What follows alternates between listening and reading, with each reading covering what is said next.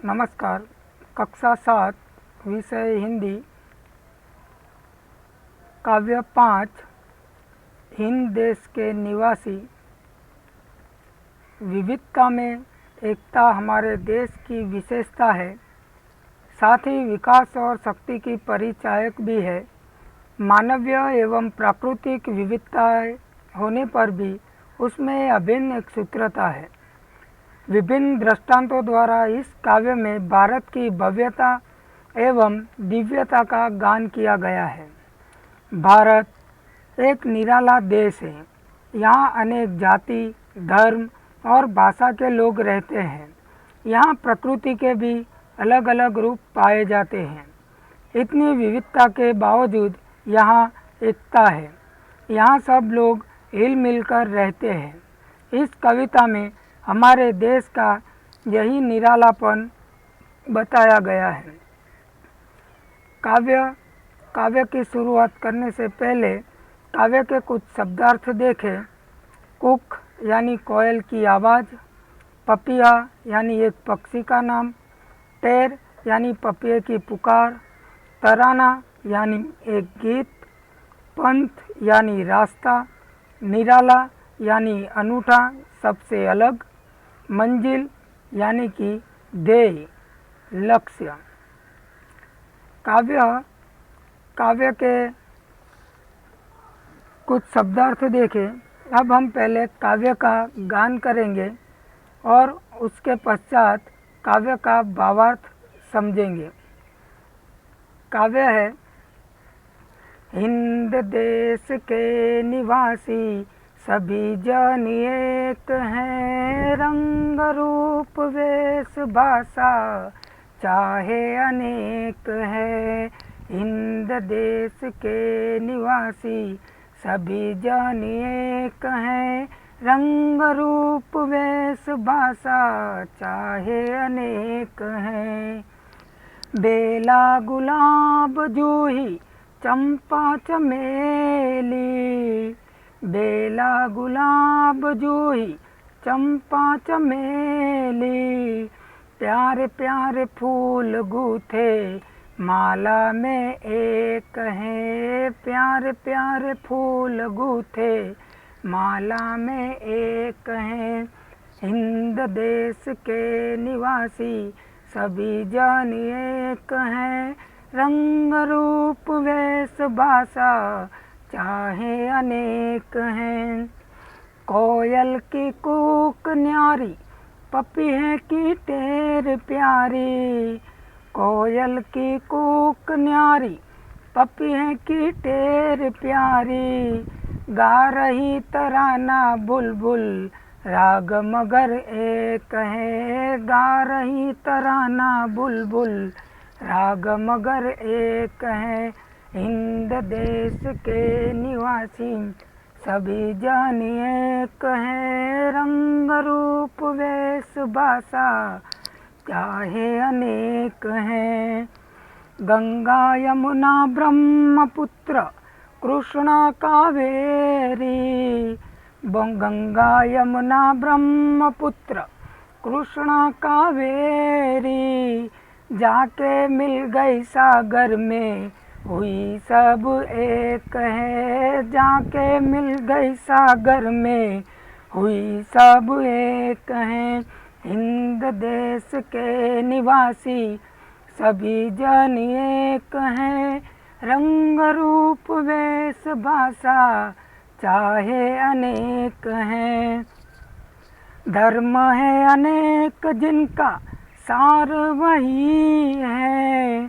धर्म है अनेक जिनका सार वही है। पंथ है निराले सबकी मंजिल तो एक है। पंथ है निराले सबकी मंजिल तो एक है। हिंद देश के निवासी सभी जन एक हैं, रंग रूप वेश भाषा चाहे अनेक हैं। यह काव्य है। अब हम काव्य का भावार्थ समझेंगे। इस काव्य में हमारे देश में रहने वाले लोग भाषा, पहनावा आदि के बारे में कहा गया है कि हमारे देश में भिन्न भिन्न रंग, रूप और पहनाने वाले लोग, अलग अलग भाषाएं बोलने वाले लोग आदि सब रहते हैं। इसके बावजूद यहाँ के लोग एक हैं। इस तरह विविधता में एकता ही हमारे देश की विशेषता है। आगे बेला, गुलाब, जूही, चंपा, चमेली आदि फूल अलग अलग होते हुए भी प्यारे प्यारे फूल, यह फूल माला में जब गुथे जाते हैं तब एक हो जाते हैं। यानी कि अलग अलग होकर भी सारे भारतवासी एक है।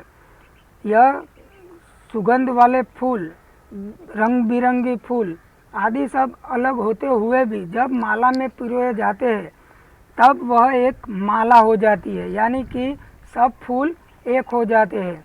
इसी प्रकार हमारा हिंद देश के सभी निवासी अलग अलग होने के बावजूद भी एक है। सारे कोयल, पपिया, टेर आदि की बोली निराली होती है। पपिए की बोली में अपनी मिठास होती है।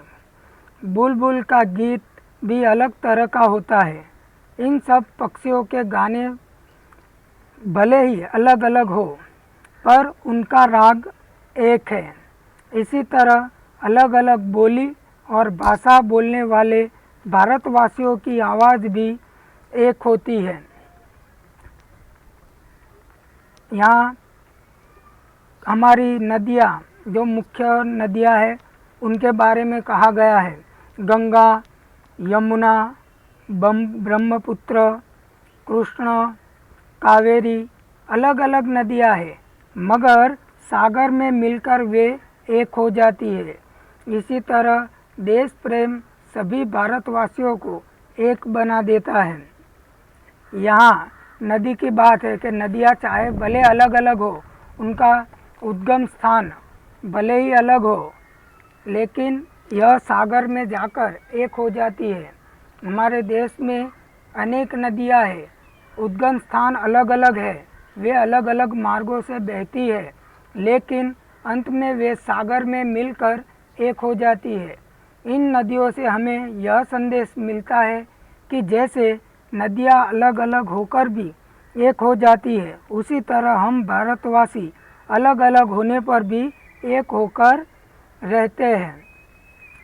तो यहाँ नदियों का भी उदाहरण दिया गया है और अंत में धर्म के बारे में हमें समझाया गया है कि हमारा धर्म चाहे अलग अलग क्यों न हो, धर्म अनेक है पर उनका सार तत्व एक ही है। सभी संप्रदाय अलग अलग विशेषता रखते हैं पर सबका ध्येय एक ही है, मनुष्य को उन्नत बनाना। इसी तरह सभी भारतवासियों का लक्ष्य एक ही है, अपने देश की उन्नति करना। तो यहाँ इस काव्य में हिंद देश के निवासी काव्य में हमें समझाया गया है कि हमें भारतवासी एकजुट होकर विश्व बंधुत्व की भावना यानी भाईचारे के साथ रहना चाहिए। हमारा जाति, धर्म आदि भेदभाव को भूलकर मिलजुल कर रहना चाहिए। तो विद्यार्थी मित्रों, यह काव्य हिंद देश के निवासी उसके अभ्यास और स्वाध्याय को देखें। यहाँ अभ्यास में आपको पाना नंबर 30 पर अभ्यास दिया गया है। उसका पहला प्रश्न है, उनमें उस प्रश्न में 3 प्रश्न हैं। हमारे देश की क्या विशेषता है, सभी नदियाँ कब एक होती है, सभी धर्मों का सार क्या है। तो इन 3 प्रश्नों का जवाब आपको लिखना है। प्रश्न 2 देखिए। प्रश्न 2 में आपको कुछ फूल पंखुड़ियाँ दी गई है उसको उचित क्रम में रखकर वाक्य बनाना है। यानी कि इसमें शब्द अलग अलग दिए गए हैं, लेकिन उस सभी शब्दों को जोड़कर आपको 3 वाक्य बनाना है। पहले का वाक्य बनेगा हम भारत देश के निवासी हैं। दूसरा बनेगा कोयल की आवाज़ मधुर होती है। तीसरा प्रश्न बनेगा हमें फूलों की तरह हंसते रहना चाहिए। और उनका ब देखिए प्रश्न 2 का, गोलों में से शब्द चुनकर अर्थपूर्ण वाक्य बनाइए। तो यहाँ भी आपको शब्द दिए गए हैं, तो आपको सभी को जोड़कर एक वाक्य बनाना है। उदाहरण दिया है सोहन पढ़ रहा है, तो उनमें से ढूंढकर आपको रिनल पढ़ रही है, रिनल खेल रही है, मेघा पढ़ रही है आदि सब दिया गया है। प्रश्न 3 आपको नहीं करना, क्योंकि जब आप अभ्यास स्वाध्याय लिखें तब यह पूरी काव्य लिखना और काव्य का भावार्थ लिखना। अब प्रश्न 4 देखिए पेज नंबर 31 पर। उसमें लिखा है औरत और लड़की के स्थान पर क्रमशः आदमी और लड़का रखकर परिच्छेद फिर से लिखिए। तो आपको एक नीचे पैराग्राफ दिया गया है, तो उस पैराग्राफ को आपको औरत और लड़की के स्थान पर आदमी और लड़का रखकर वह पैराग्राफ फिर से लिखना है। यहाँ एक मोटी औरत जा रही थी, तो एक मोटी औरत जा रही थी, तो उसके जवाब में लिखना है एक मोटा आदमी जा रहा था। तो इसी तरह उदाहरण दिया है उसी प्रकार आपको लिखना है। स्वाध्याय का पहला प्रश्न है, उनमें 4 सवाल दिए गए हैं। हिंदवासियों में कैसी विविधताएं पाई जाती है। तो विद्यार्थी मित्रों, हमने इस काव्य को समझा, उसी के आधार पर आपको लिखना है। माला में कौन कौन से फूल एक रूप हुए हैं। तो बेला, गुलाब, जूही, चंपा, चमेली आदि सब। कौन कौन सी नदियाँ सागर में मिलती है। गंगा, यमुना, ब्रह्मपुत्र, कृष्णा, कावेरी आदि। नदियों से हमें क्या संदेश मिलता है। तो हमने काव्य के अंत में समझा कि नदियों से हमें क्या सीख मिलती है, क्या संदेशा मिलता है। और पहला प्रश्न है हिंद वासियों में कैसी विविधताएं पाई जाती है। तो हमारे देश में रंग, रूप, वेश और भाषाएं अनेक है।